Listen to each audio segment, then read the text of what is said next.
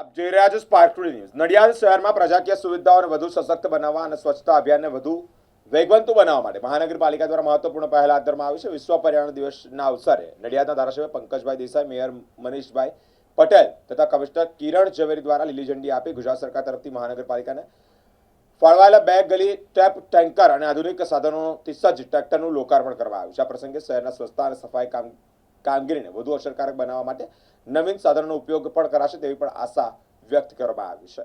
આજે વૃક્ષ વાવો વૃક્ષ બચાવો અંતર્ગત 5મી જૂન વિશ્વ પર્યાવરણ દિવસ નિમિત્તે આજે નડિયાદ મહાનગરપાલિકા દ્વારા માનનીય શ્રી પંકજભાઈ દેસાઈ સાહેબ, પ્રદેશ મહામંત્રી અજયભાઈ બ્રહ્મર સાહેબ, અમારા કોર્પોરેશનના કમિશનર શ્રી ઝવેરી સાહેબ, ડેપ્યુટી કમિશનર શ્રી, સ્ટેન્ડિંગ કમિટીના ચેરમેન, પક્ષના નેતા, દંડક, ડેપ્યુટી મેયર, સંગઠન તથા કોર્પોરેટર સૌ કોઈ સાથે આજે અમે વૃક્ષો વાવી અને વિશ્વ પર્યાવરણ દિવસની ઉજવણી કરી છે।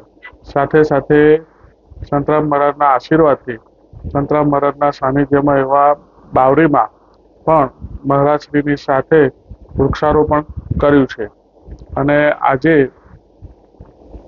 સાથે સાથે માનનીય શ્રી પંકજભાઈ દેસાઈ સાહેબની અધ્યક્ષતામાં અને કમિશનર સાહેબની અધ્યક્ષતામાં 2 ગલી ટેપ ટ્રેક્ટર તથા 2 સ્વીપર મશીન ટ્રેક્ટર સાથે આજે અમે નડિયાદ નગરમાં મહાનગરપાલિકાનું લોકાર્પણ કર્યું છે।